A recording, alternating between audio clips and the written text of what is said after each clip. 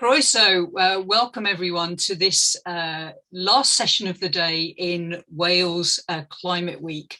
Thank you very much for joining us.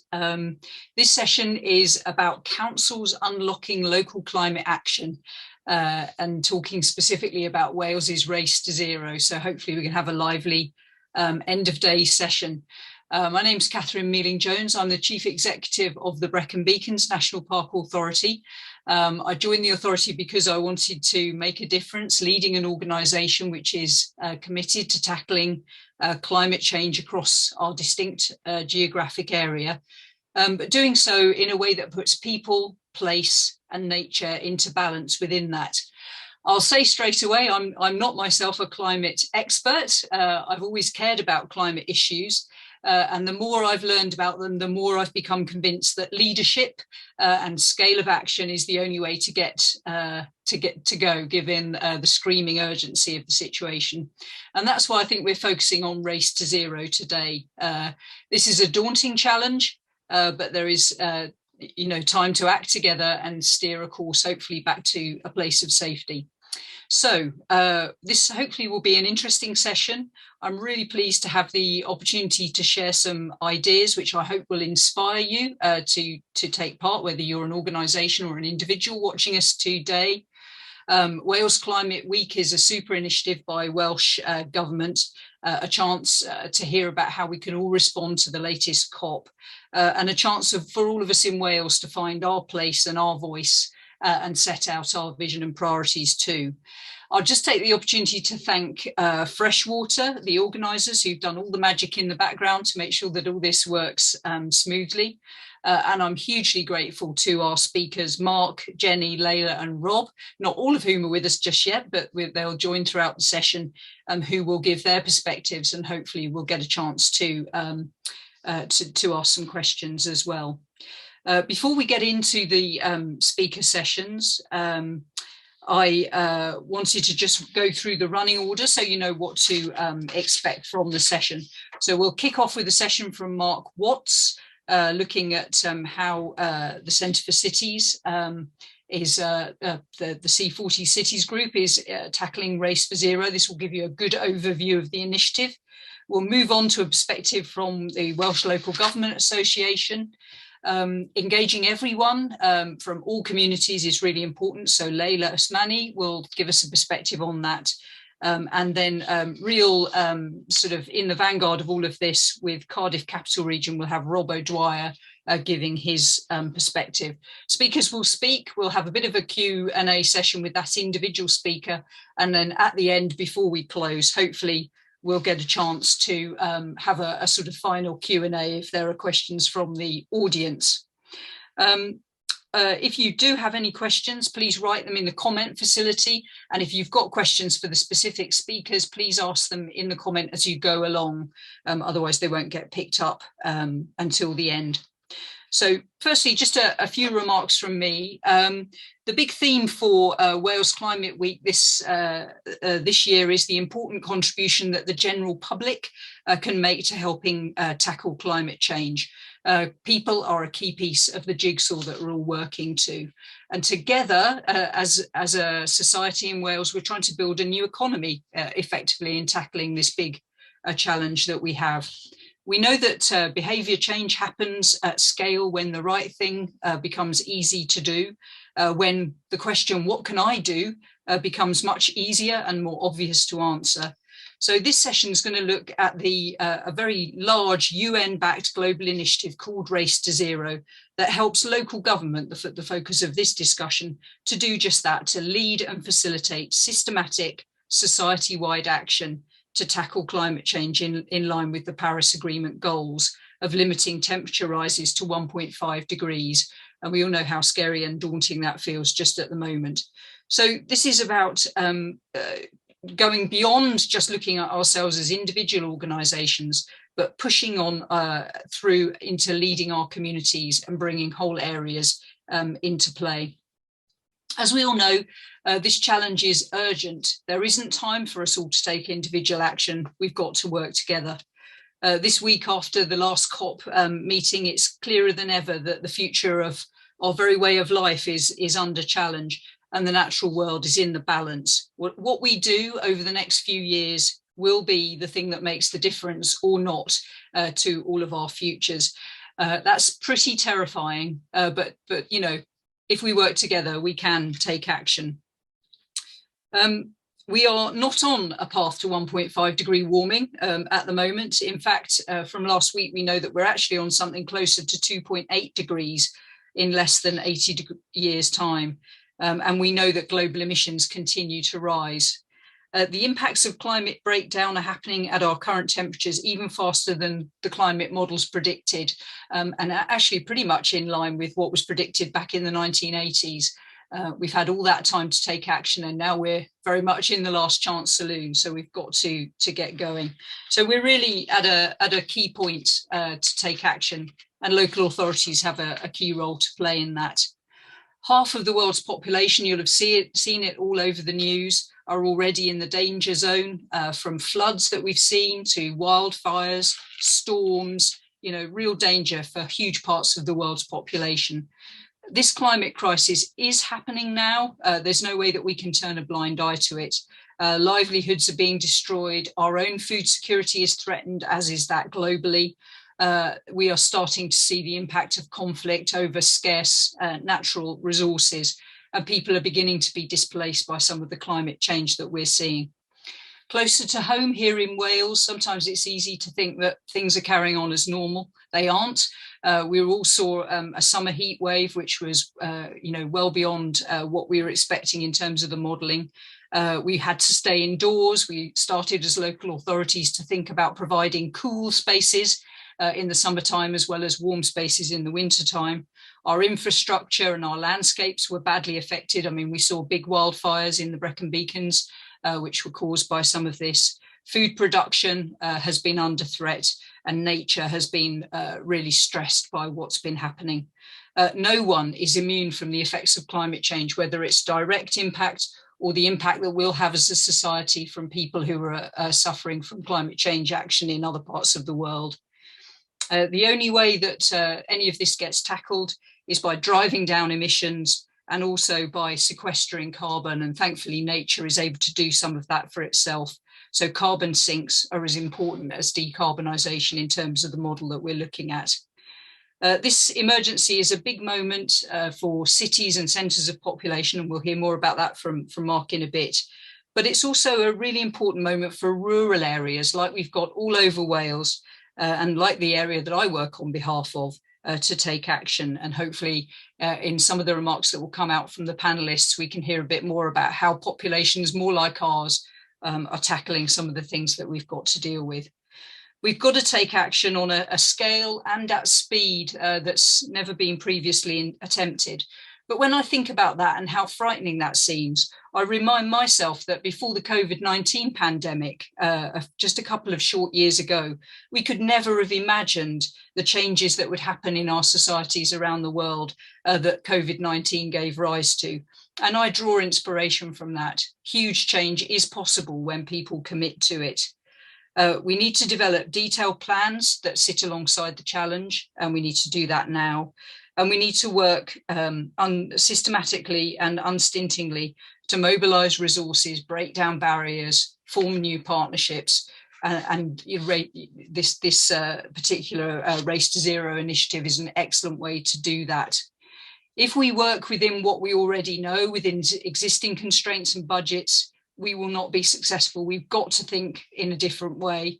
And coming back to the urgency, urgent things require urgent responses.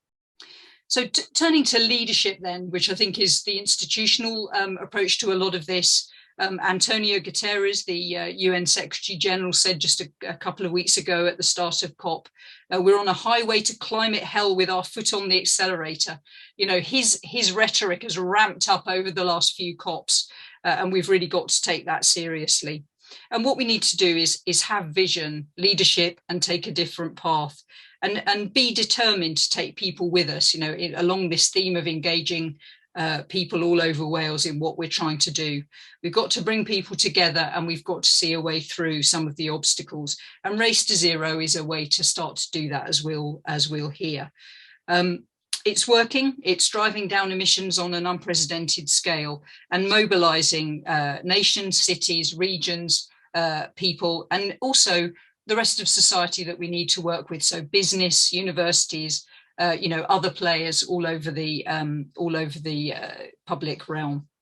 And that's why we've put it at the heart of what we're trying to do within the park. It's only by taking that systematic action that will make a difference. 50 British local authorities have signed up from both cities and rural areas to the initiative, and we feel it's a really relevant framework for action, and hence the focus for this session.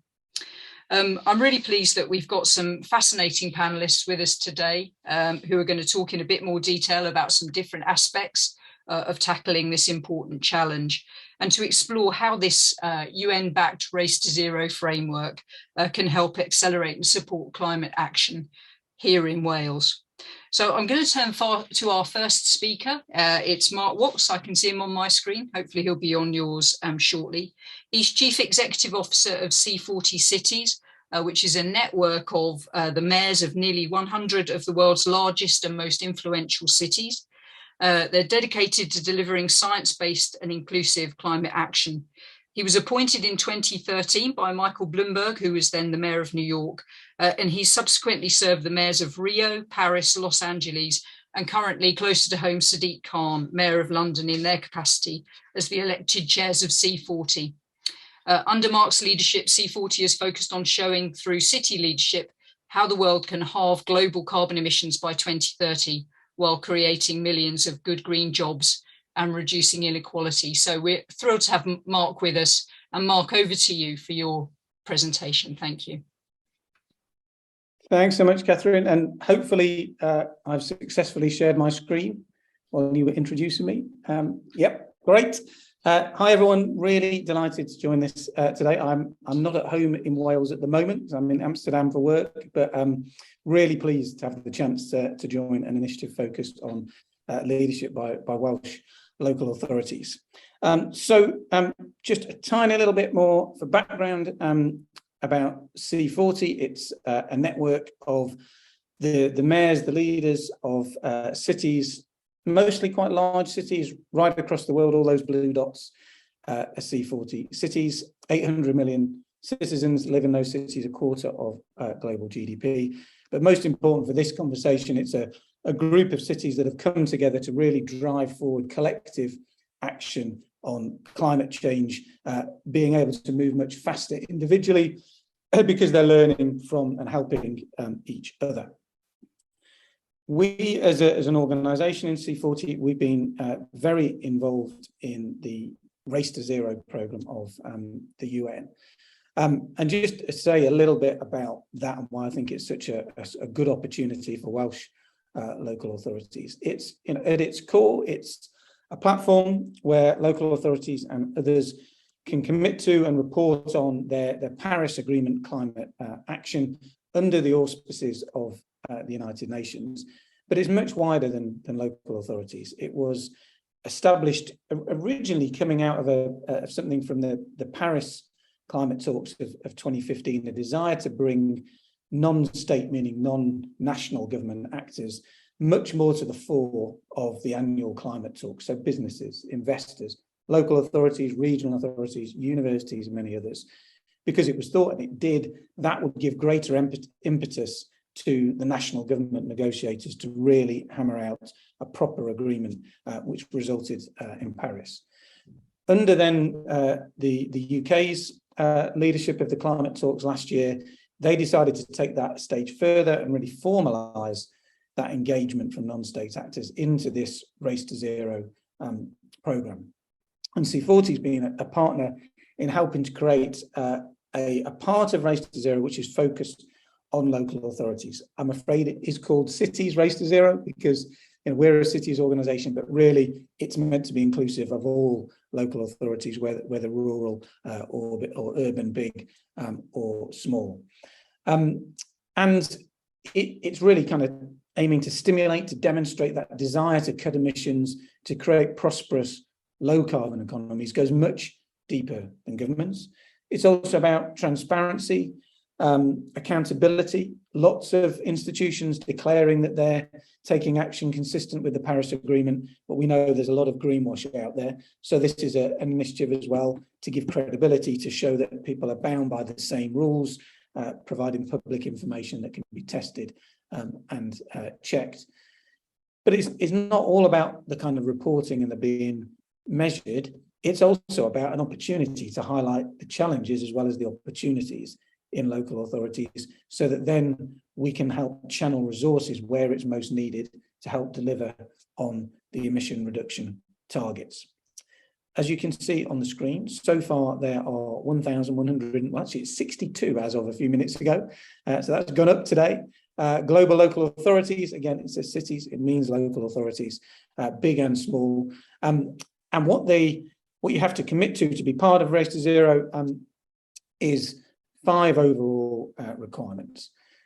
The first is endorsing the principles of the Race to Zero, that we agree we're in a climate emergency, committed to keeping global average temperature rise below 1.5 degrees, so the Paris Agreement, committed to put inclusivity at the heart of climate action. So making sure that as we cut emissions, it creates jobs, it protects those who are most vulnerable, it reduces inequality, improves equity. And it's, from a local authority perspective, it's not just about the action of the authority, but an invitation to all of the stakeholders within your areas, whether that's other political leaders, chief executives, businesses, ordinary citizens, trade unions, investors, etc., the whole of civil society, to be part of that movement in delivering the Race to Zero pledge. So the numbers itself, the second thing on the list here, it's a pledge to reach net zero emissions in the 2040s or by mid-century at the latest, so consistent with that 1.5 degrees limit. Thirdly, to publish a plan that sets out an interim 2030 target consistent with your fair share of halving global emissions. So obviously that can vary considerably. There are some quite wealthy cities in C40, their target is 80–90% reduction by 2030. Some of those local authorities are perhaps more rural, less well off. I've got targets that are more about reducing the increase in emissions, keeping them where they currently are. Then fourthly, to proceed to planning at least one inclusive climate action. So I can answer questions on this later, but for example, that might be a commitment to only buy zero emission buses from 2025 at the latest. These are all things that have been kind of tested out to be consistent with fair share of halving emissions by 2030. And then finally, to publish that target, and there are lots of platforms available to do that. There are a few things that I'm going to run through now that I normally get asked by kind of skeptical people I'm trying to persuade that their authority or business or whatever should join Race to Zero. The first thing is just why should we set a target? We just want to get on and do stuff. Let's not mess around with planning. We want to make things happen. Well, you know, my answer on that is when we look across all the cities that we work with, the ones that have had plans in place with clear targets around climate have been delivering 3 times as much action as the ones that didn't, because they said they wanted to just get on with the action. Because like any good business, any good government, you need to plan out what you're going to do to use resources efficiently. As my former boss, the mayor of New York and a very successful business person, Mike Bloomberg, always says you can only manage what you can measure. So partly Race to Zero is about that, managing what you can measure. But I think secondly here, as we're talking about climate breakdown here, we need targets on climate because we're operating within the boundaries of physics, not politics. There are physical limits. The best scientists in the world have now researched and understood to the amount of carbon we can put into the atmosphere, and we're getting very close to that maximum level of that climate budget. And in the biggest scientific research project in the world ever, the IPCC, that judgment is that if we go past 1.5 degrees and stay there, there really isn't any serious possibility of human civilization being able to survive. So it's not a goal 1.5 degrees, it's a limit that we have to stay under. And that really, because it's so tough and so difficult, requires so much immediate action, it needs careful planning to work out how we can do it and do it in an equitable way.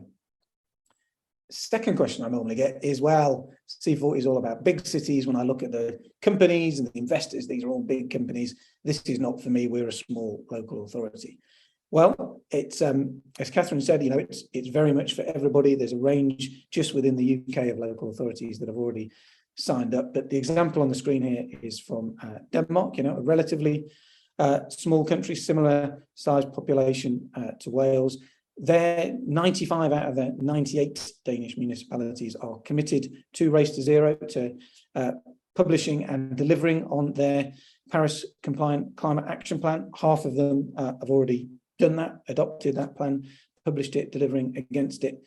It's a result of a program called DK 2020, a partnership between philanthropy, local authorities, government, and C40 in Denmark. And I'd really love for that kind of partnership to be able to operate in Wales as well, because you can really see in working with those Danish authorities just how much easier it's been to commit to and deliver against those targets, being part of every authority, or almost every authority, trying to do it at the same time. And again, the spread across those Danish authorities, there are a few quite big ones, 7 with a population over 100,000, but 89 of them, population well below 100,000. 45 of them, not dense urban areas, but quite rural areas with fewer than 100 people per square kilometre.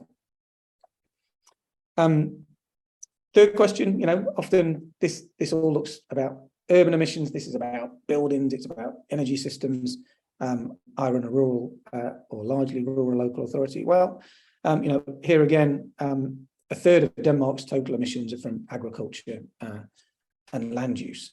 And we've seen lots of examples within Race to Zero of how authorities are reducing emissions through creating multifunctional land use or new partnerships with farmers and businesses, knowledge institutions to change the way that they're farming or using land, or re-wetting carbon-rich peat soils, promoting plant-based diets that connects farmers to the demand side in cities. And here a real opportunity for different parts of a local authority area or different local authority areas to work together, where you can connect that supply and demand.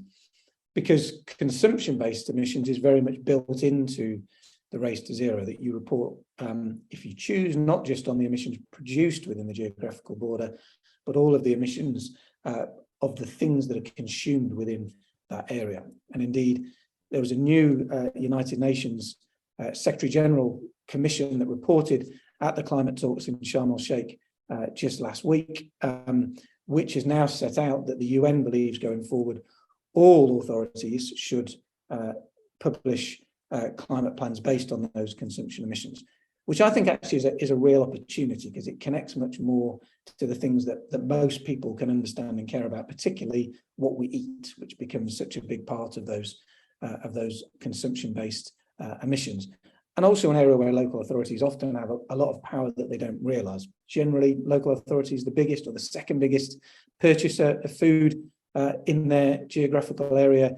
The decisions that you make about what food you buy and serve, or the regulation to guide schools, etc., can have a massive effect on markets. And where local authorities work with farmers, like Copenhagen in Denmark has been doing, to ensure that they're serving locally produced food in schools, that it's organically produced, regenerative farming, and reducing the meat part of that diet, increasing the plant protein, it can reduce emissions very significantly, but really supporting local farmers' incomes and opportunities. So has any of this worked? That's often the final question. Well, again, I'm focusing on Denmark because there's really good data here, but I could show it across all of the C40 cities. We can see a big steep reduction in emissions compared to business as usual. 3/4 of them reducing emissions much faster than their respective national governments, and most of them started off with lower per capita. But here, looking across those Danish municipalities, the blue bars are the action that was being taken before they were part of DK 2020, Race to Zero. The yellow is after. You can see that in every case, that action is the stimulus from being part of Race to Zero has really increased the action, but particularly thinking about those last themes, it's not just the energy supply low emission vehicles, public transit, the kind of urban type things at the top. But look down at the bottom, huge increase in action around agriculture, food consumption, organic soils, afforestation, so planting back in forests.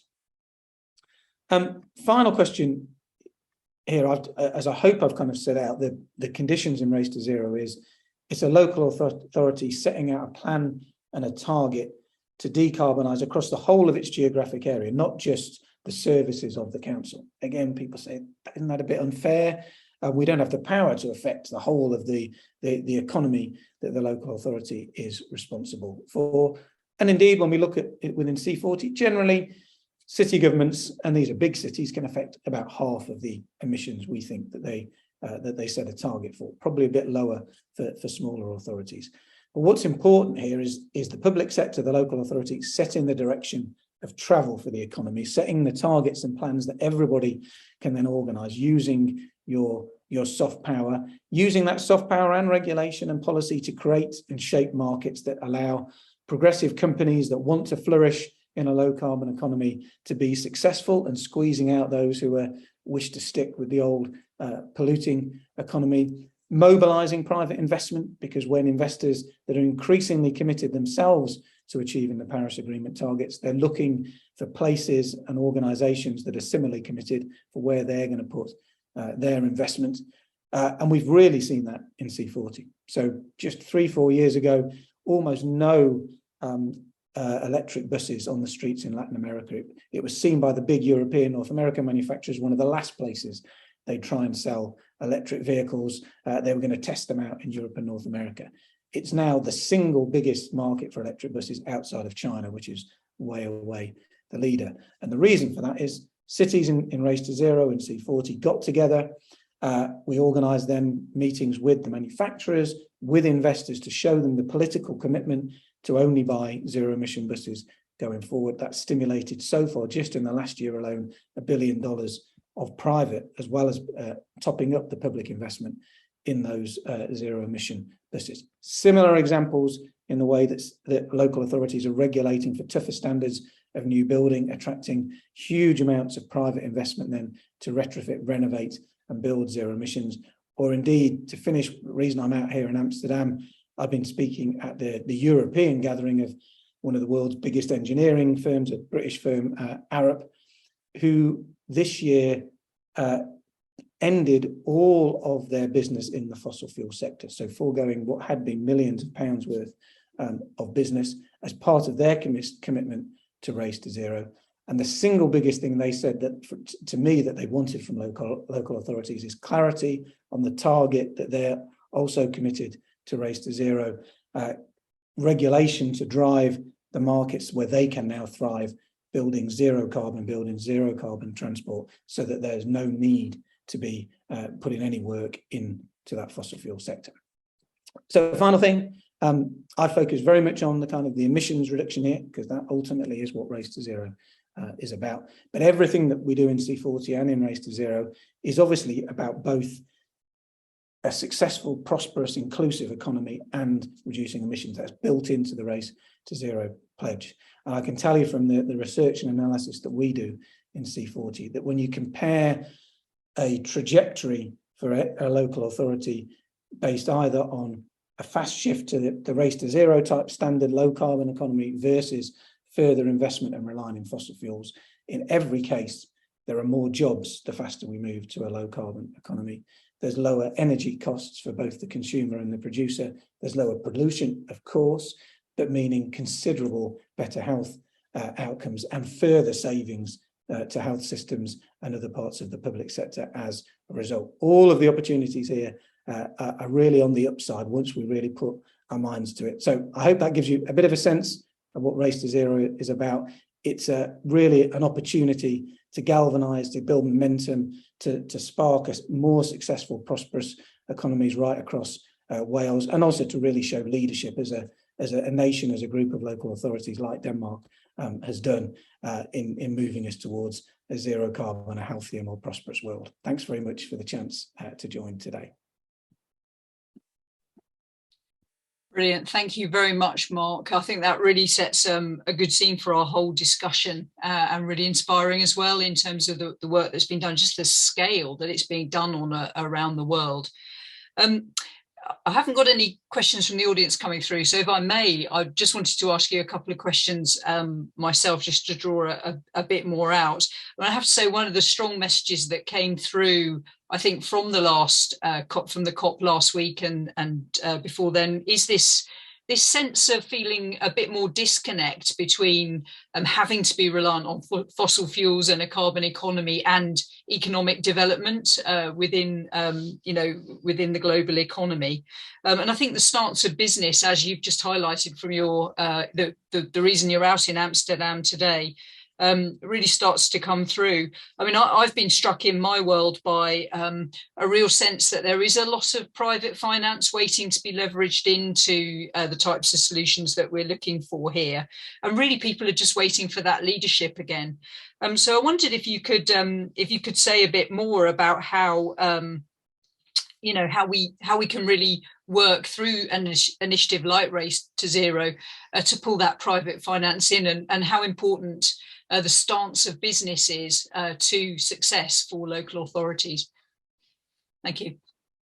Yeah, I think that's very much the case, Catherine. All of the we do a lot of work with the big institutional investors, the pension funds, the sovereign wealth funds, the investors that are really mobilizing very large sums of capital, but looking for often lower return, but over a longer period, the kind of patient capital that suits investment in really changing infrastructure, energy, and otherwise.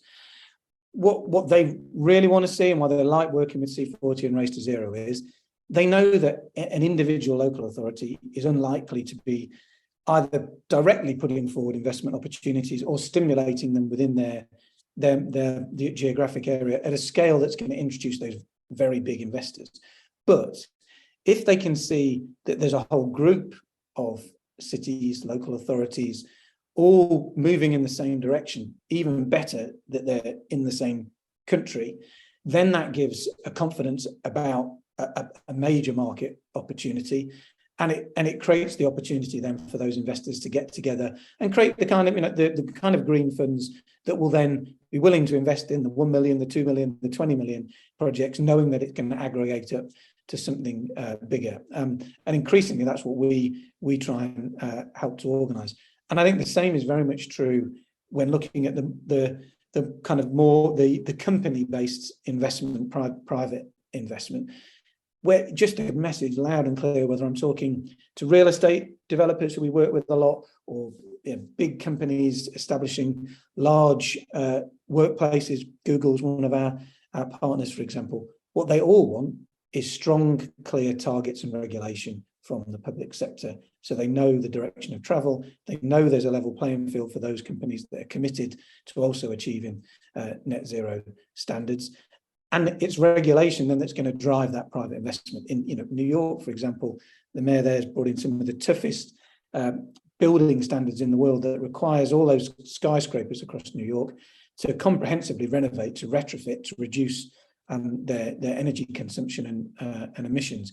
And you'd think that was something that'd be massively opposed by landlords and real estate sector, but in the most part, they welcomed it, because it's created an opportunity for what now is a $20 billion, in that case, annual market in renovating those buildings. Huge numbers of jobs, huge numbers of new economic opportunity, founded on the basis of cutting emissions and reducing people's energy bills.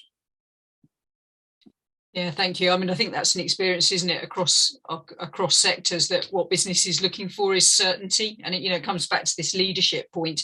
If the public sector sets the targets and the leadership, usually the money and the investment follows.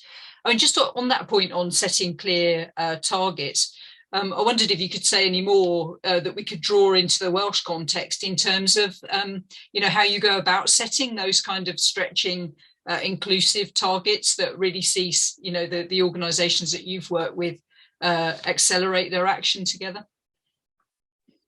Yeah, well, first, the good news here is there is no one's got to start doing this from scratch. This is the whole point of Race to Zero. So there is a series of tools and templates that allow any local authority to easily calculate their emissions profile, the sectors where emissions need to reduce the most, the opportunities based on what other local authorities in the country and around the world are doing.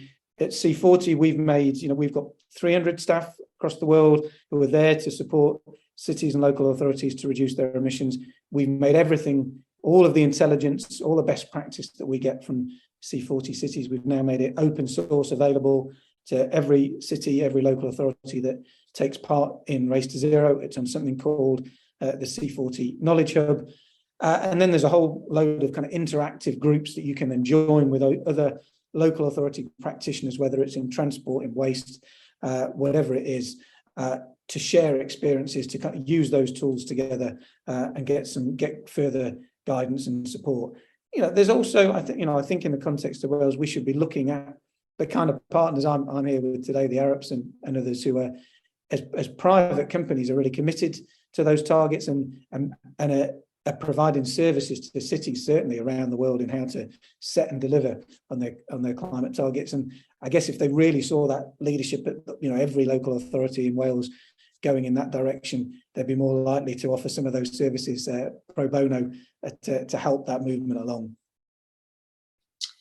Yeah, thank you very much. I suppose one thing I just wanted to ask in conclusion, and bringing in a question from the audience, which is about how people can find out whether their own local authority has signed up to Race to Zero. What is it that you see that actually tips, an authority area into wanting to take part in this? What's the kind of switch that makes people see the opportunity? Well, I think it varies. For some, there's a lot of very committed political leaders now who really get the climate crisis and want to make sure they're doing their bit, or officers in an authority that want to make sure they're really doing their bit, or their kids are making sure that they know about it and want to do their bit. There's certainly a bit of competition. I think when you start to look at the list, we often get mayors realizing that their closest neighbour or their biggest competitor authority is on the list, and they don't want to be left out. But I think the bigger motivation is just seeing that the direction of travel here. We are going to have to get to a zero carbon economy, otherwise human civilization is not going to survive. The road to get there, whilst it's difficult and requires a lot of significant change, provides huge upsides for all the reasons I've said: lowering costs, more jobs, particularly being able to better protect those who are least well off in our societies currently. So there's some very attractive outcomes here, and the tools, the opportunity, the interest in any given local authority is going to increase, whether that's from investors, from business, from civil society, is going to increase when they can see that their area is part of the winning team, part of the leadership group that's in Race to Zero, is not being left behind, not being kind of dragged in at the end. And so I think it's a chance to show leadership and then get all the benefits that always come to the brave in the end, to the leaders, the first movers, get that advantage. And there's only 1,100 local authorities at the moment. There's plenty of opportunity still to be in that first mover group. Thank you. And how can people find out whether their local authority is a member? Is it something on a website, or how is that information shared? It's all listed on the Race to Zero website. I haven't got the actual link in front of me. Maybe somebody has and can share it, but we'll make sure it's in the chat by the end of this. Brilliant. Well, Mark, thank you so much for that presentation and for those questions. I think it's really inspiring. That movement, as you say, it's becoming hopefully irresistible in terms of being part of that progress that we need. And as we keep coming back to, it's existential really for us. So hopefully you'll stick around and we can pick up any further questions at the end when we've got the whole panel together. But I'm going to move on and introduce our second speaker this afternoon. Jenny Lloyd is the Programme Coordinator Transition and Recovery Support Programme at the Welsh Local Government Association. So a really important player in that sense of bringing people together in local authorities. Jenny coordinates an innovative programme of decarbonisation support to local authorities in Wales, and is at the heart of sharing best practice, connecting officers, connecting members, trying to get things happening to accelerate climate action for us here in Wales. I know the sessions she runs are tremendously well regarded. So Jenny, over to you for your presentation. Thank you very much. Great, thanks so much for that, Catherine. Hopefully you can see the slides that I've just shared on my screen. Brilliant, got some thumbs up, perfect. So hi everyone, my name is Jenny. As Catherine mentioned, I work for the Welsh Local Government Association. And the Transition and Recovery Support Programme is a Welsh Government funded programme to help councils meet their climate action plans and meet the commitment to be net zero by 2030. So I'm going to speak today a little bit, not so much about the Race to Zero campaign itself, but the actions that councils in Wales are taking to accelerate this transition to net zero, and the actions that they're taking to support their communities to reduce their emissions as well. So I wanted to start a little bit with a bit of a context, so taking that global ambition that we've got and how that's translated into local plans and local action. So as Mark and Catherine have mentioned, in 2016, Paris Climate Agreement was signed, which committed us to reducing our global warming, limiting our global warming to 1.5 degrees. And then this was translated nationally by Welsh Government declaring a climate emergency in 2019. Last year, the Welsh Government launched the Public Sector Route Map, which set an ambition for the Welsh public sector as a whole to be net zero by 2030.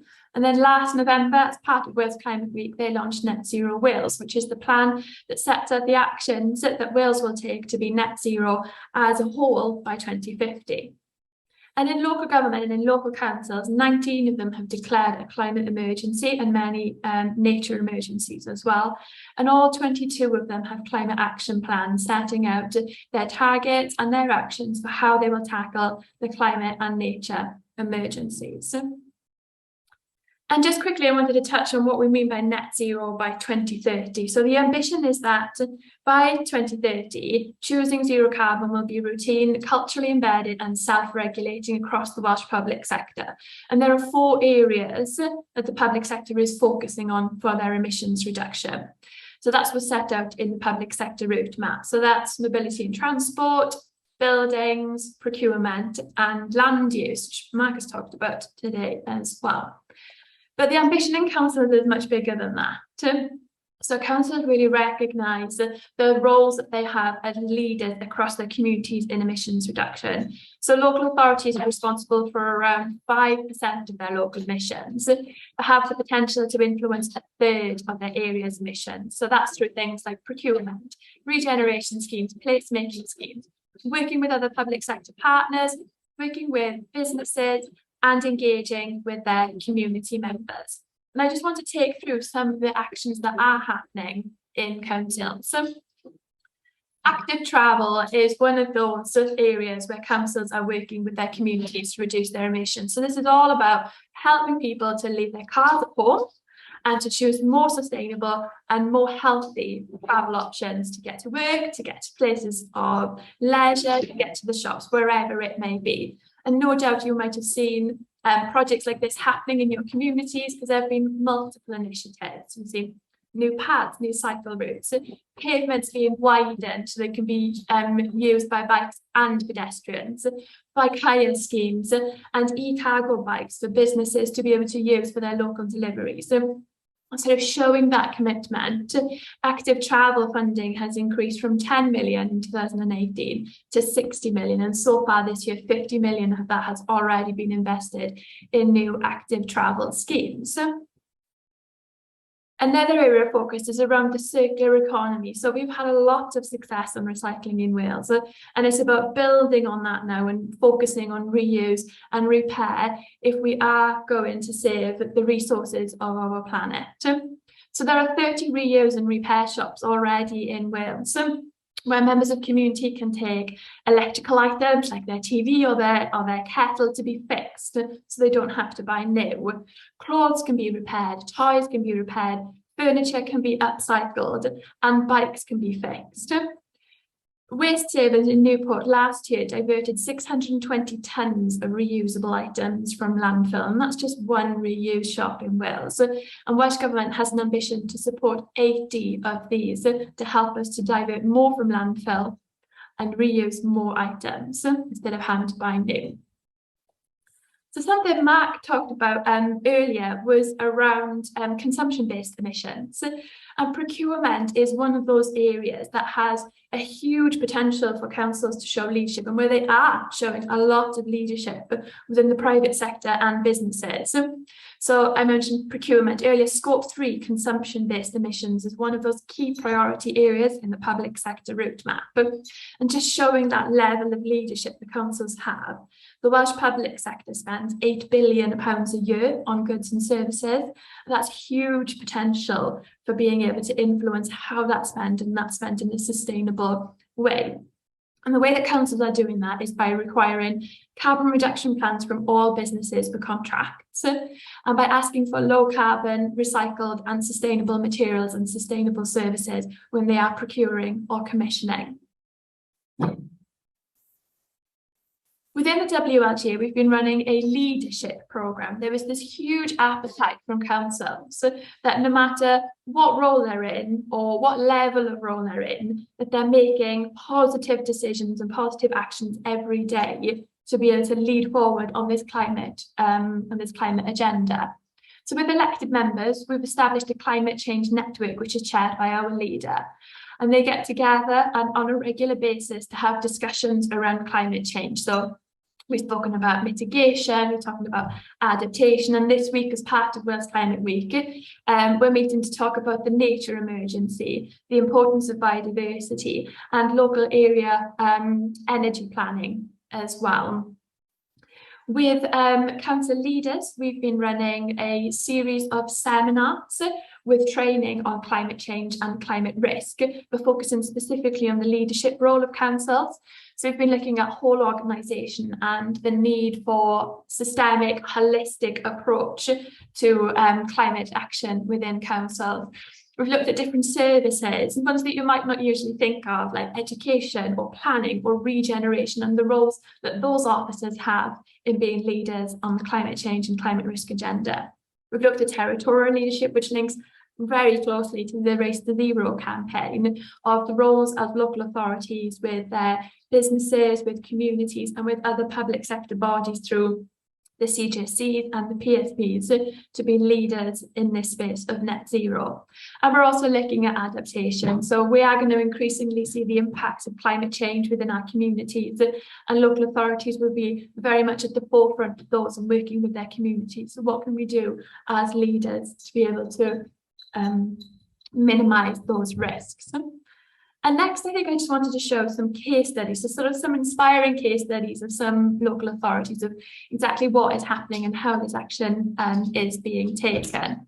And I thought this one from Carmarthenshire County Council was a great example of working with young people and how young people are leaders in the climate agenda as well. So through their Walk the Global Walk campaign, they were engaging young people on the Sustainable Development Goals, and more than 1,000 young people engaged on this programme, and they put together a climate action manifesto, which was presented at a full council meeting and asked the council to commit to a number of actions for climate change and climate risk.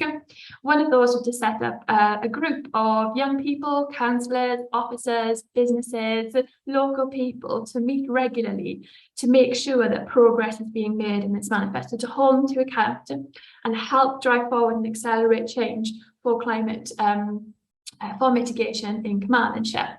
And they also ask for practical things like sustainable transport, for being able to go to school and making sure that young people have the support they need to carry out climate actions. I thought this example from Denbighshire is a great example as a solution for sustainable travel for rural communities. So sometimes active travel is difficult where you've got rural communities, mountainous regions. But this is an example of where a council has been innovative on finding a solution for that. So Flexi is a on-demand travel service with a zero-emission vehicle. So there's a battery electric e-city line bus where people are able to phone up and request the service, and the fares are kept low to make sure that they're accessible to members of the community as well. And this, again, an example of partnership working. We've got the County Council, Transport for Wales and Welsh Government Energy Service working together to run this service. And the last case study I just wanted to share as well was the Monmouthshire Community Climate Champions, which is a group that's been in place for a number of years now. And it's really innovative as it brings together senior officers, councils, renewable energy companies, and local environment groups like Friends of the Earth and Transition Towns to talk about how they can together accelerate action on climate change. So they've run a number of events like opening their homes to show the renewable energy technologies that can be used, or looking at what vehicles might be on offer and having a roadshow. So it's also about sharing best practice on what is possible. And it's a great example of how working together can accelerate climate change. And I think, as this was my last slide, I just wanted to finish by saying that we've looked at quite a few examples of what can be what councils are doing across Wales and what can be undertaken, showing kind of the art of the possible, I guess. And Catherine, you mentioned it earlier that sometimes tackling climate change can be daunting, and we've also got like a cost of living emergency, a health emergency, an energy crisis as well. It seems like we're dealing with such a lot, but I think this is an example. These are examples of how, by taking that Team Wales approach, by working with our communities, working with other public sector bodies, working with businesses, with councils as that leading role, we've got this real opportunity to be able to drive forward significant change and have significant positive impact on our environment. Yeah. Brilliant. Have I muted myself? Yes, hopefully. Thank you so much, Jenny. I think that was really great. And a reminder, there is a lot going on already in terms of coordinated action. And I think Race to Zero would sort of add a layer on top of that, which would really get everyone marching in step. But I think really good to see that. There was a question from somebody in the audience about, how do you find out if your local authority is a member? The answer is there aren't any Welsh local authority members of Race to Zero yet. Hopefully there will be. I know the national park authorities are in the process of joining, and we'll hear later from Rob talking about the Cardiff capital region, where about half of the local authorities are through that action starting to pull their Race to Zero applications together. We do know that there are about 50 authorities in England and Scotland that have, so we know it's perfectly possible in the kind of context that we're operating in. And we also have other organisations, a number of universities, and also Welsh Water and others who are part of the initiative. So, there is learning in Wales to take. I think one of the points you raised, Jenny, about how you do this in joining up across services within local authorities is a really key point. And again, starts to speak to how we engage with communities, and hopefully we can pick some of that up when we hear from Layla in a minute. But just for you, I wondered if I could ask how you work through what you think local authorities need in this space in order to take concerted action. And how do we make sure we're learning from people who are going a bit faster so that it pulls all of us along in the right direction, sharing best practice and so on. I think you got there's some thinking about how to do that in the pipeline. So I wondered if you could say a bit more. Thank you. Yeah, definitely. Thanks for that question, Catherine. Well, I think in terms of sort of what councillors need in this area, there's definitely, I think, enough ambition and enough drive and enough passion in Welsh councils to do this. But I think it often, probably no surprise, comes down to resources.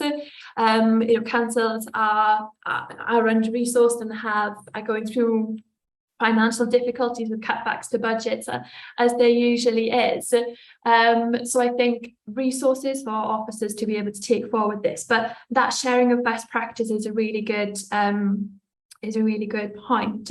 We've been running a series of masterclasses in the WLGA because there are, those are just a few examples of what's happening in Welsh councils that I shared earlier. And there's tons of other stuff going on looking at their operational emissions as well. So on a monthly basis, we have maybe 2 or 3 councils presenting warts and all style on what is happening in their local authorities, how they did it, how they got support for it, how did they fund it, what worked well and what didn't work well. And we find that that really open way of sharing projects is a really great way of making sure that those then are replicated in other authorities across Wales. So sharing case studies, sharing the resources that they used. And if there's, Mark mentioned the resource bank as well through C40, those resources would be immensely useful to the councils that are in this area and are wanting to sort of drive forward their ambition on area-based emissions as well. So, Fantastic, thank you. Yeah, I think there's something about how we pull through the right kind of goal setting and take inspiration from the Danish example, in terms of getting a whole nation signed up more or less to the same levels of achievement. But anyway, Jenny, thank you so much again. Likewise, I hope you'll stay and be part of any final questions at the end. But it's time now to move on to our third speaker, who is Leila Usmani from Be Diverse and Race Alliance Wales.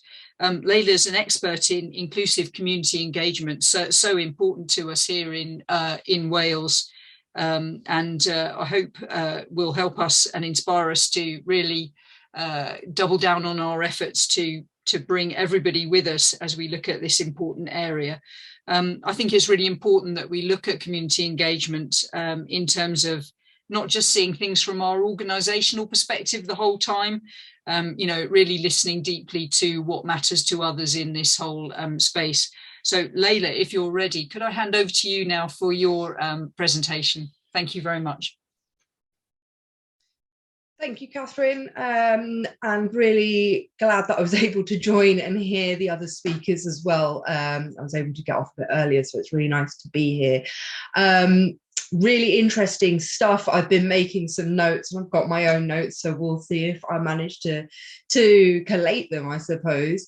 I'll start with I suppose the baseline of why I was invited, what the values are that I wanted to talk about within this discussion, which is essentially why justice and equity really need to be at the heart of the response to the climate crisis, both at a global scale and within Wales, and also why it's important to, as has been mentioned, involve the voices of everyone in society when we're looking at Race to Zero and other initiatives, but especially reach out to people who are most disadvantaged and marginalised by our current carbon-powered socioeconomic system.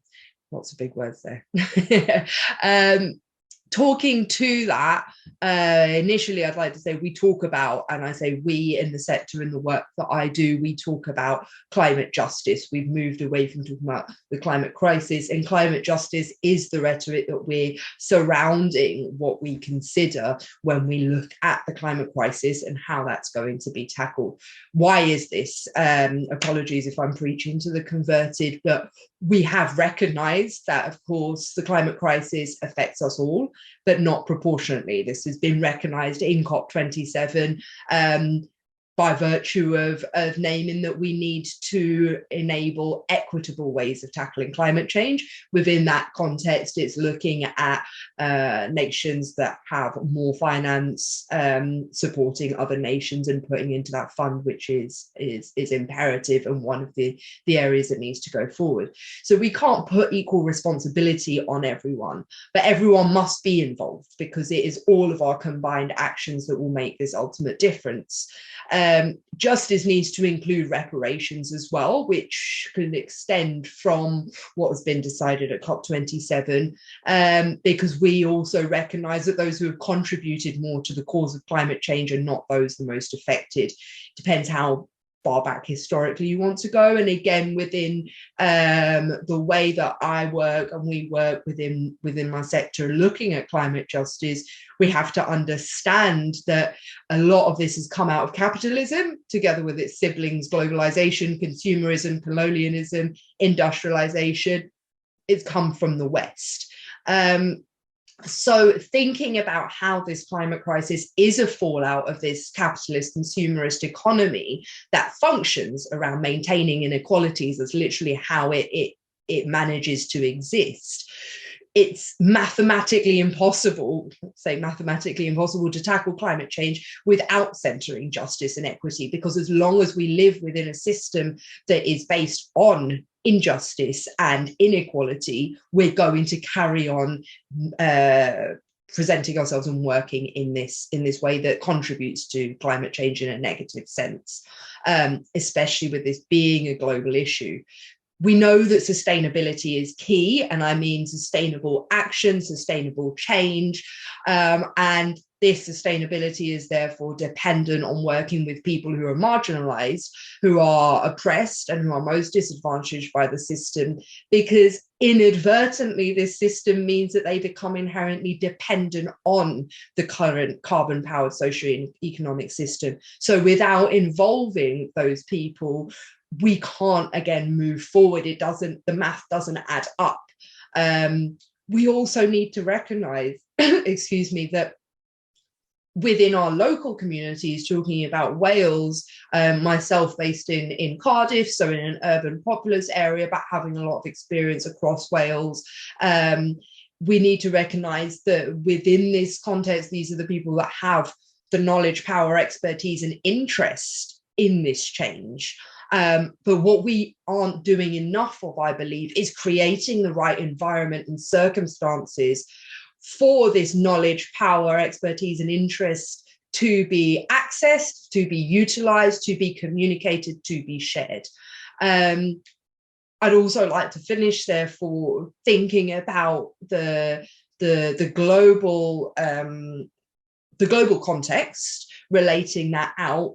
What we have created is a diaspora. So we have people from across the world here, Cardiff, Wales being one of the most multicultural cities in the UK. And again, these people are coming from histories, communities that understand different ways of working with Mother Earth, that understand different ways of caring for Mother Earth. Many of these ways that have been systematically eradicated because of capitalism and consumerism that we've pushed with that, and the colonialism that carries on today. We need to consider neocolonialism within this context. So I think that's what I'm ending on. And this is being seen, and I just wanted to flag, we are looking at a nation in Wales, especially coming back, that has the Future Generations Act, which is forefrontal. It's one of the only countries in the world that has such a thing, and it is a framework to work within. We're looking at the fact that there is an action plan for Wales becoming an anti-racist nation. We have the LGBTQ plus action plan. We have a lot of work, and if we join up and consider these elements, and if local authorities can work within the Race to Zero structure to under those frameworks for progress that are holistic, that are multifaceted, and that are intersectional, then that is another way, I think, as was mentioned earlier, that we can look at what's going to motivate local authorities to do this work, but to do it in an equitable way. And being more equal is part of the Future Generations Act. And so there is the impetus, I suppose, for those people, as again was mentioned, who have this desire, who want to do this work.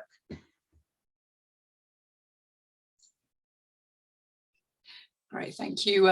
Thank you very much, Leila. Yeah, I think there are some real advantages to working in Wales with things like the Future Generations Act and all of the kind of framework there, but just on an individual and community level, there are a lot of barriers, aren't there? Just the very language we use around climate change can feel, quite a club, and the kind of meetings like COP can feel very exclusive, I think, to people who aren't living those kind of lives.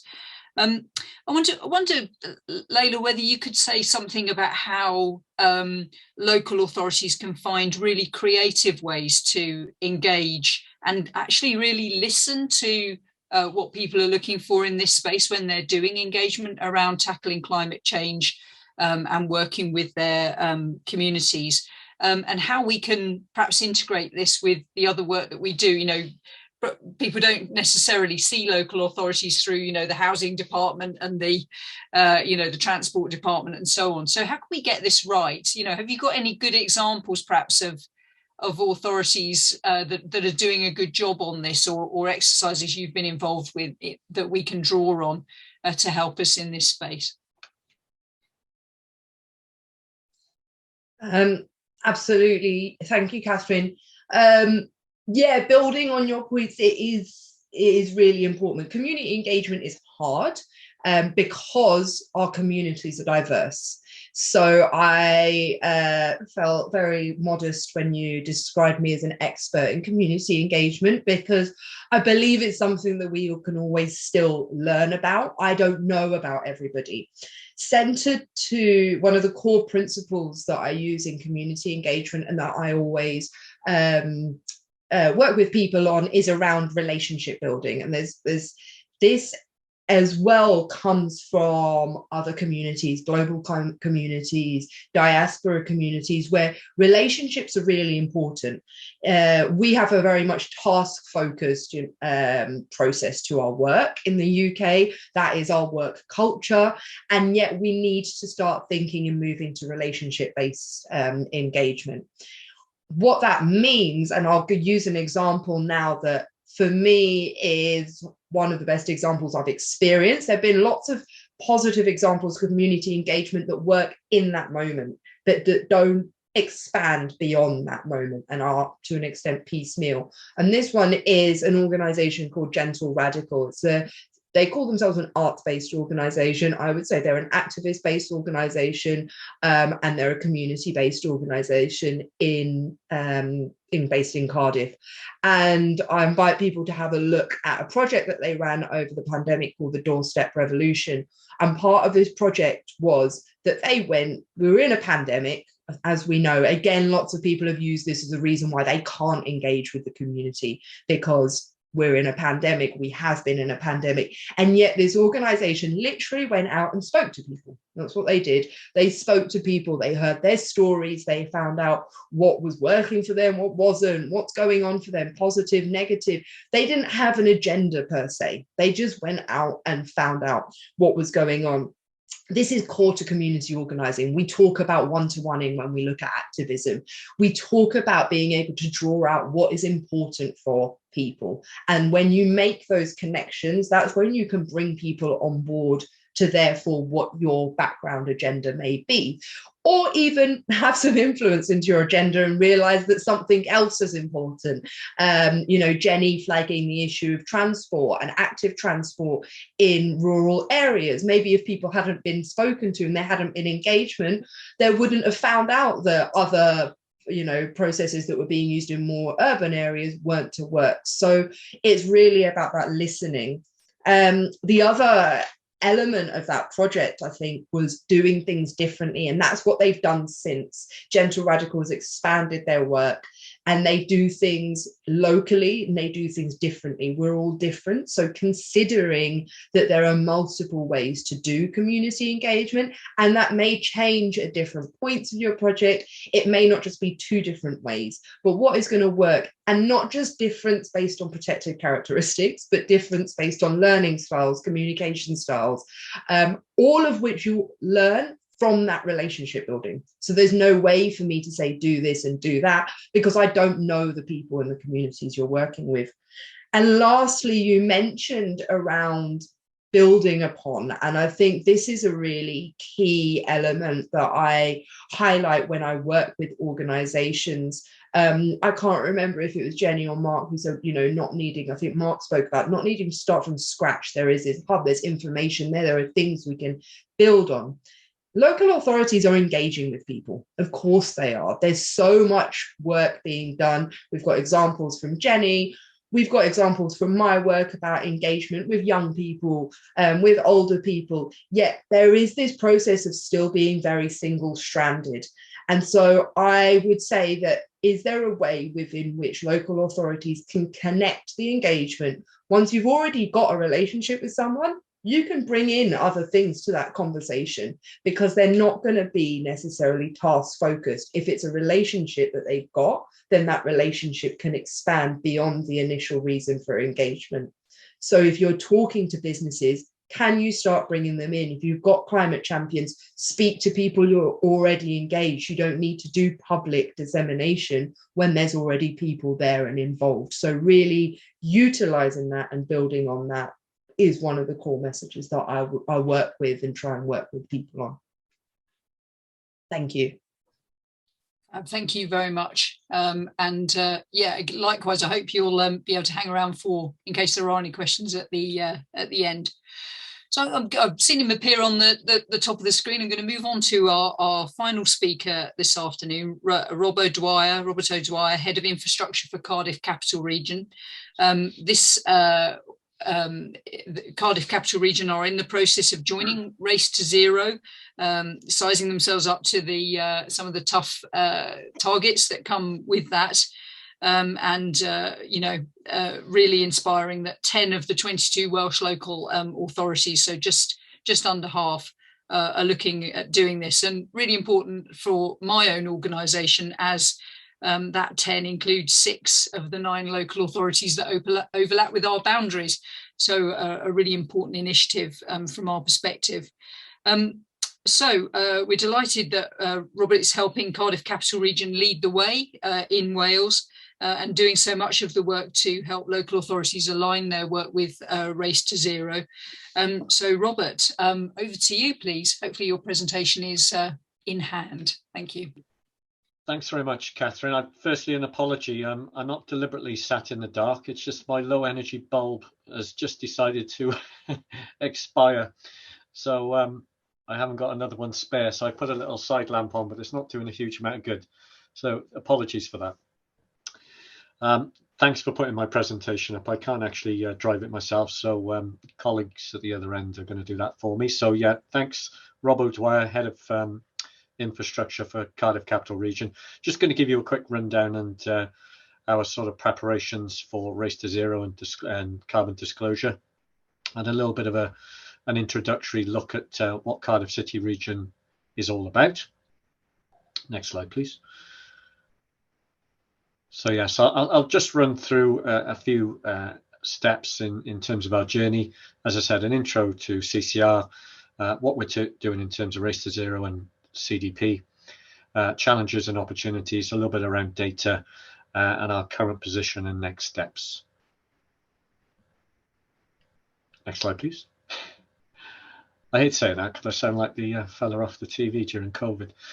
So Cardiff Capital Region consists of 10 authorities. You're probably familiar with it, actually. 10 authorities in South East Wales, all the way from Bridgend in the west, Monmouthshire in the east, Merthyr and RCT in the north, and all the way down to the Vale of Glamorgan.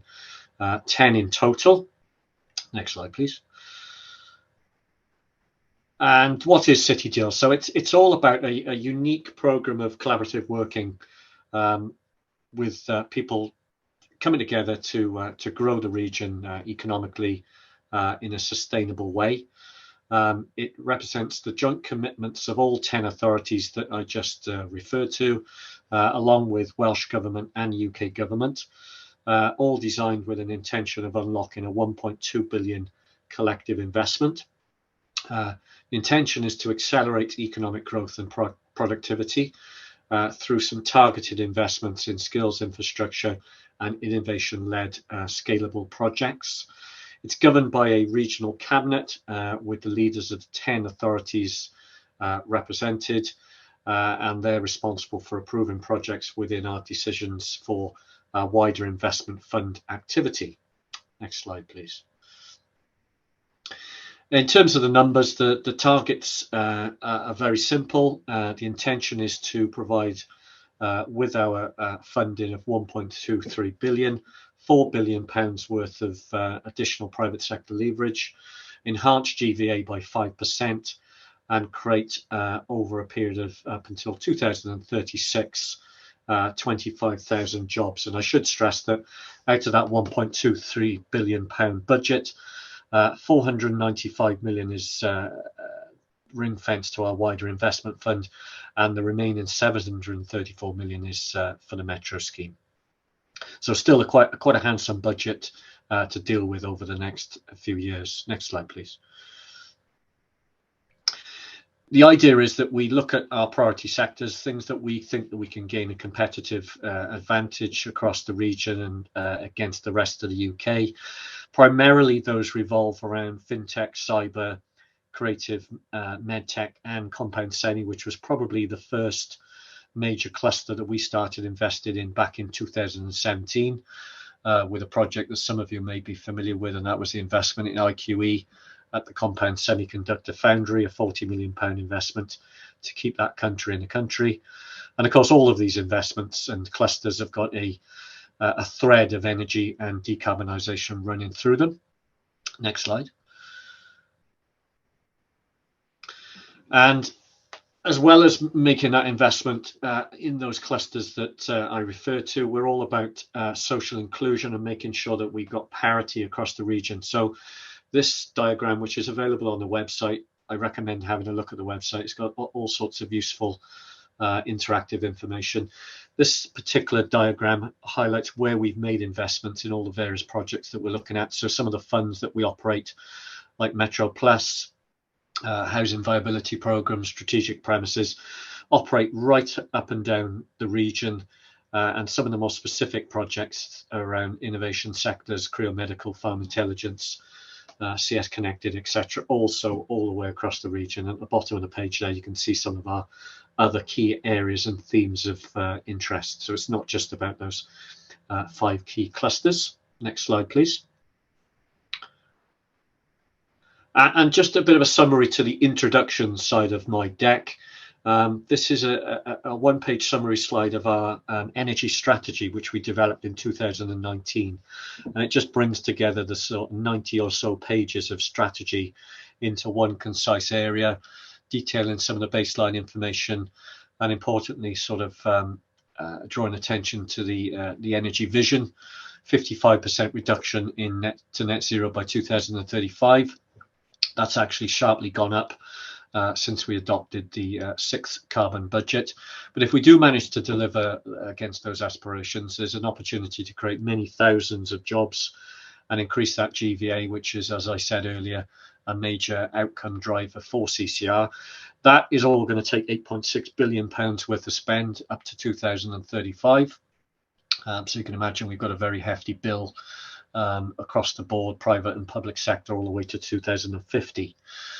So that's led us on to looking at various infrastructure developments, and one of those is Race to Zero and CDP. So if you can just head on to the next slide, I'll give you a bit of detail about that. So what we've decided to do is sign up to Race to Zero and CDP. One of the reasons for that is that it ties us into a pledge that our organisation at the very highest level will look to achieve net zero by 2050, or to hopefully better than that at the very earliest possible opportunity. It targets all greenhouse gas emissions, including Scope 3. I'll come on to that in a minute. That does present a bit of an opportunity, but also a challenge for local authorities in the region. And the plan is that within 12 months of joining, we will explain what actions we intend to take forward over the next few years to try and deliver against that short, medium and long-term aspiration. And obviously the actions that we intend to take immediately to start delivering against those targets. And we will publish those commitments publicly, along with all of the other organisations that are part of the CDP and Race to Zero movement. Next slide, please. There's a small amount missing there, not quite sure why, but in terms of measuring this progress, we decided to adopt the CDP process for a variety of reasons. One was that it's run by Bloomberg, which we've had previous dealings with before, is free of charge. That was a major draw, clearly, from a public sector point of view. The reach is extensive. 1/5 of global greenhouse emissions are reported through this program. 8,000 organisations, including 550 cities, and the numbers are rising every single week. So there was a big draw from our point of view in terms of being on that platform. And clearly there was back last year, there was an expectation that if you were going to have a platform at COP, there was a bit of an expectation that you would be part of CDP and Race to Zero, which spurred us on to initiate the process last year. Submissions are annually as part of a comprehensive questionnaire for review by CDP, and I'll come on to that in a moment with regards to challenges and opportunities. Next slide, please. So yeah, in terms of Race to Zero challenges, I mean, it does require us to report net zero targets to include all emissions. Currently, CCR only focus on energy with regards to our targets for renewables, transport, housing, industrial and commercial. So there is a fairly significant gap, including waste, agriculture, fuel supply, etc. So that in a way obviously provides a challenge in terms of the way we go about recording and delivering our focus of attention over the next few years. But it's clearly an opportunity to look at those initiatives and focus on those gaps, which generally aren't picked up by the wider emission scope within local authorities. It also provides us an opportunity to link in nicely with our local area energy planning within the region. Within our 10 local authorities, Newport and Bridgend have already been part of the pilot scheme for LAEP, but we've just embarked on a process to include the other 8 authorities within the region. That's due to start on the 1st of January next year. Advisors, Energy Systems Catapult have been appointed, resources are in place, and we've just commissioned contractors to undertake that work for us, which will take 2 years, but it really will be an integral part of what we record going forward with CDP. Next slide, please. And in terms of CDP, the challenges and the opportunities are fairly similar. Challenges, it does take a little bit of resource. I mean, we're doing this collectively on behalf of the 10 authorities, so it does make it easier in terms of taking on that burden as a collective. But obviously there's implications in terms of application of those gaps, particularly around adaptation. There's a commitment to report annually, which has to be factored in terms of the resources that we need to undertake this exercise. Adaptation planning and action is currently a gap, but we're filling that as we speak. We're arranging a workshop just before Christmas, and we can send out some details about that in case people are interested in attending. And data consistency and measurement has proved to be a long-standing issue which inhibits some really good reporting of this data. And to that end, we're just about to strike up a partnership with ABC to actually manage some of that data gap for us and really give us much better intelligence regarding our investments and interventions going forward. And in terms of opportunities, clearly there's a massive chance of filling the gap of transparency and accountability. It's a globally recognized standard and reporting structure which will give us a much better baseline going forward, particularly around events such as COP and similar things. It encourages that momentum of monitoring to really inform and better inform our interventions and investments and monitor the success of those interventions as we go forward. It's a thorough annual appraisal of performance, which currently we haven't really got as part of our decarbonisation programme. There's potential to evolve to reflect sustainable climate change responses as we move forward. There's clearly a foundation for a myriad of pledges and schemes that facilitate access to a wider network of organisations, and we've dovetailed those pledges into what we've established recently, which is a climate coalition of businesses across the region, small, medium and large, which is really dovetailing quite nicely into the pledges that we're giving under the CDP programme. And obviously with that pledge and others, we've got an opportunity to continually improve against our climate change issues and our climate emergency commitments that have been given by each of the 10 authorities.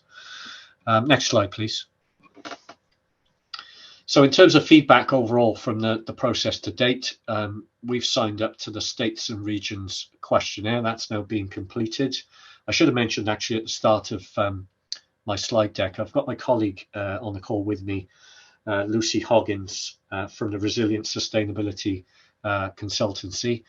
She'll be able to answer any questions, but she's been instrumental in preparing this information for CCR and completing this questionnaire. Without her, we definitely wouldn't have been able to undertake this work. And of course, this acts as a great analysis for our organisation and the 10 authorities in terms of taking forward their mitigations around carbon and preparing adaptations and actions to do with that going forward. And what it's also done is proved to be a really good programme management tool to assess where we are in terms of governance assessment, targets, planning, and also an action plan, which we're starting to develop now, which lays out our short, medium, and long-term aspirations for the next 3, 5, 10, 15 years. And the process has really helped strengthen the impacts and core benefits that we're setting out for our climate change response across the 10 authorities. The little diagram on the right there just gives you an indication of the sort of information that we're providing as part of the questionnaire. Next slide, please. I think we're closing in on the finish now. Next steps are for us to look at our emissions in the region and focus on power systems. There's currently a gap, as I mentioned earlier, in terms of our eligibility to join Race to Zero in terms of those other areas that we currently aren't focusing on as a region, but we will start to get into. The equity modelling presents a fair share of the emissions associated with our targets, and currently our vision doesn't reflect some of that data, and the 6th carbon budget has certainly had a major impact in terms of our acceleration. I mentioned those 2035 targets of 55% reduction across the piece. Slightly different depending on which sector you're looking at, transport or commercial or domestic, but those figures have now risen quite sharply to around 70% reduction by 2035 because of that 6th carbon budget.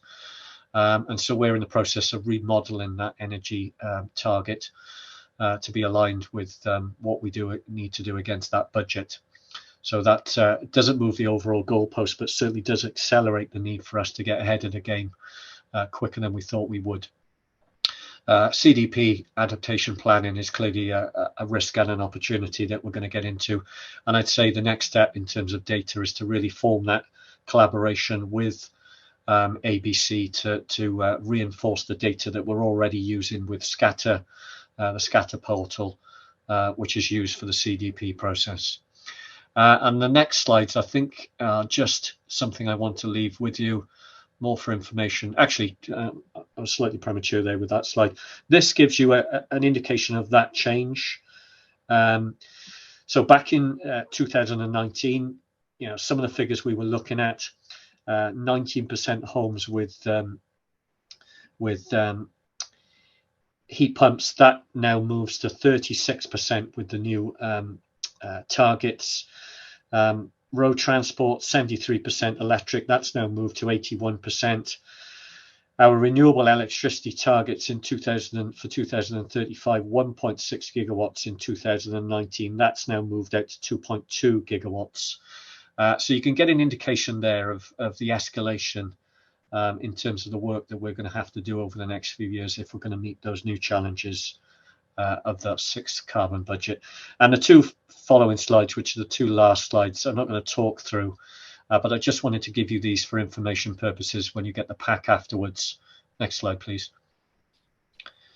And that's just some useful contacts and links to some of the information which is mainly included on our website, but just gives you information on our CDP, but also on some of the other initiatives that we've got going within Cardiff City region around our skills, our challenge fund, and some of the other important and interesting pieces of work that you might like to cast an eye over if you have time. But by all means, get in touch with me after this session, and I can give you an update on some of those other packages of work. But that's just about it from me, and please come through with any questions, and Lucy will come online as well just to answer any of those questions. Rob, Catherine here. I'm afraid we're sort of out of time. That's no problem. It's such a lively set of presentation. Thank you so much for setting that out. I'm sure we'll all watch developments in what you're doing really with great interest, because I think you'll pull in an awful lot of the other authorities in Wales, and you're sort of steaming ahead on the way. I think there's quite an appetite for information. You've given us some great information resources there, and hopefully you'll be able to share these with anyone afterwards. A one-stop shop website, this is more for the institutional side of things, I know we can't one-stop shop community engagement, is going to be on racetozero.cymru. And I think what we've really heard is about the importance of holistic action, the importance of using the Paris targets to pull us along. That is the way to give us the kind of scale and drive of action that we need. I'd like to finally thank everyone on the panel for your contributions today to a really important debate and piece of work. Huge kudos to everyone to what they're doing already. There's so much more to do though, so hopefully we can work together to do that.